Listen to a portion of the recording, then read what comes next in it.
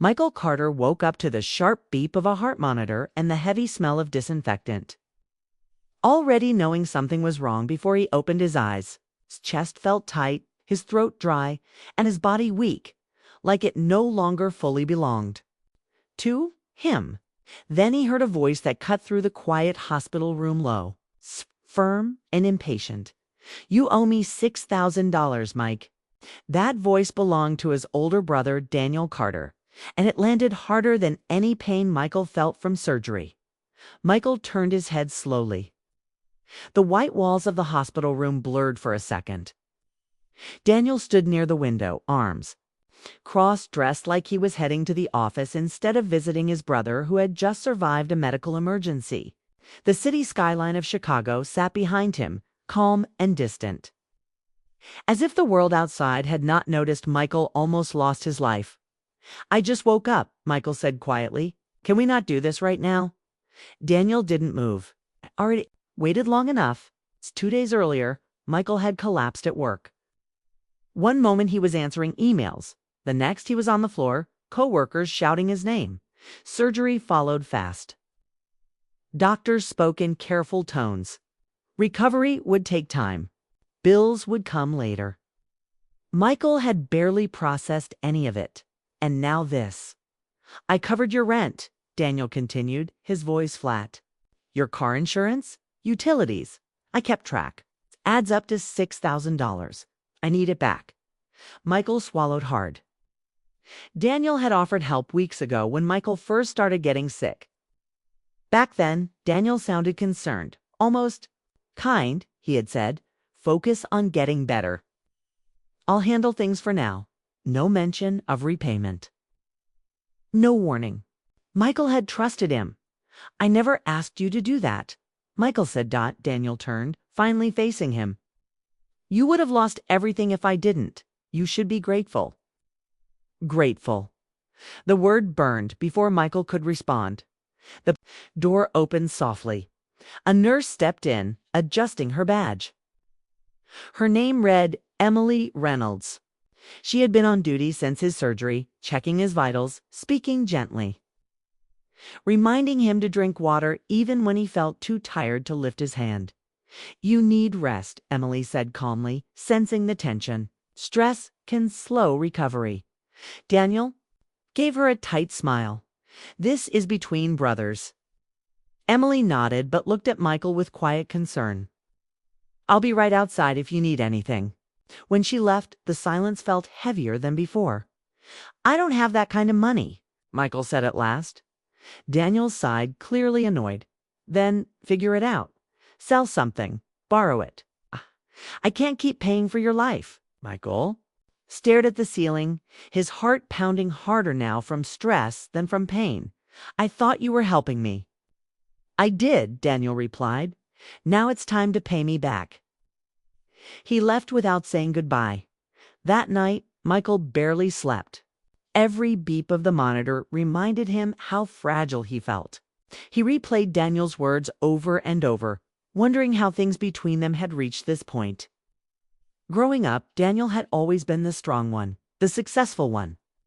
Michael had spent years trying to catch up, trying to prove he wasn't. Weak now, lying in a hospital bed, he felt smaller than ever. The next morning, Emily noticed his tired eyes. "Rough night." Michael nodded. "My brother thinks I owe him money." Emily paused. "Did you agree to that?" "No." She pressed her lips together. "That doesn't sound right."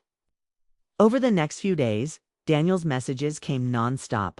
Long texts listing expenses, screenshots of bank transfers, short lines that felt more like warnings than conversations. Michael tried not to read them. But the anxiety followed him everywhere. Then came the envelope. It arrived at Michael's apartment while he was still in the hospital. Forwarded by his landlord. A formal notice. Legal language. Words like debt and recovery. Daniel was serious. Michael's hand shook as he held the paper. His chest tightened again, not from illness this time, but from fear. Emily found him staring at the letter later that evening. "Do you want to talk about it?" she asked softly.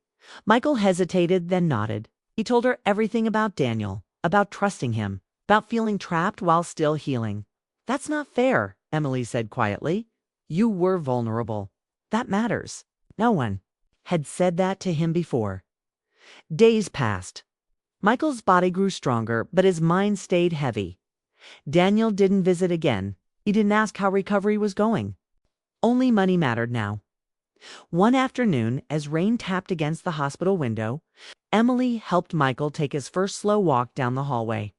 Each step hurt, but she stayed close, steady, and patient. "You're doing better than you think," she said. Michael managed a small smile. "I don't feel like it." "Healing isn't just physical," she replied. When Michael was finally discharged, the world outside felt unfamiliar. His apartment felt colder. The letter from Daniel sat on the table, impossible to ignore. He knew what was coming next: a lawsuit. Michael sat alone that night, staring at the city lights, realizing something painful but clear. His brother hadn't seen him as family in a long time. Maybe never. And as the weight of that truth settled in, Michael understood this was no longer just about money. It was about dignity, about being treated like a human being, not a burden. The battle hadn't started yet, but it was coming. The courtroom felt colder than the hospital room ever had, and Michael Carter noticed it the moment he stepped inside. The wooden benches, the high ceiling, the quiet tension in the air, everything told him this was a place where truth and power collided. His heart beat fast, but he kept walking, because turning back was no longer an option. Across the room sat his brother, Daniel Carter, calm and confident, wearing a dark suit that fit him perfectly. Daniel looked like he belonged there. Michael did not. His suit was borrowed, his body still weak from surgery, but his eyes were clear. He was done being silent. The judge entered and everyone stood. As Michael sat down, he thought about how fast his life had changed. Just weeks ago, he was focused on getting better, learning how to breathe without pain, how to walk again without dizziness. Now he was here, defending himself against the one person he once trusted the most. Daniel's lawyer spoke first. He described Daniel as a responsible brother who had stepped in when Michael couldn't take care of himself. He called the money financial support given with the expectation of repayment. The words sounded polished, almost kind, but Michael knew what they really meant. Then Daniel took the stand. "I helped my brother when he was sick," Daniel said, voice steady. "I paid his bills. I made sacrifices. I simply want to be repaid." The judge listened closely. Her face showed no emotion. "Was there a written agreement?" she asked. Daniel paused. "No, but it was understood." "Understood by whom?" the judge asked. Daniel hesitated just for a moment. "By me." That moment mattered. When it was Michael's turn, he stood slowly. His hands shook, but his voice did not. He told the truth in simple words. He explained how Daniel offered help freely. He never agreed to repay anything. How he was in the hospital, recovering from surgery, when the demands began. "I trusted my brother," Michael said. "I thought he was helping me because he cared." His lawyer, Linda Park, presented the evidence. Text messages from Daniel saying, "Don't worry about money right now." Hospital records showing Michael was under medication when some payments were made, proof that no loan was ever discussed. The courtroom grew quiet. Daniel avoided Michael's eyes. The judge leaned forward. "Helping a family member during a medical crisis does not create a debt," she said calmly, "especially without a clear agreement." She looked directly at Daniel. "What this court sees is pressure placed on someone when they were most vulnerable." Daniel's face tightened. His confidence faded. "Case dismissed," the judge said firmly. "No repayment is owed." Michael felt something release inside his chest. Not joy, not anger, relief. Outside the courthouse, the air felt warmer, brighter. Michael stood on the steps, breathing deeply, as if learning how to breathe again. Emily Reynolds stood nearby, her hands folded, her expression hopeful. "It's over," she said softly. Michael nodded. I didn't think anyone would listen. They did, Emily replied, 'cause you told the truth.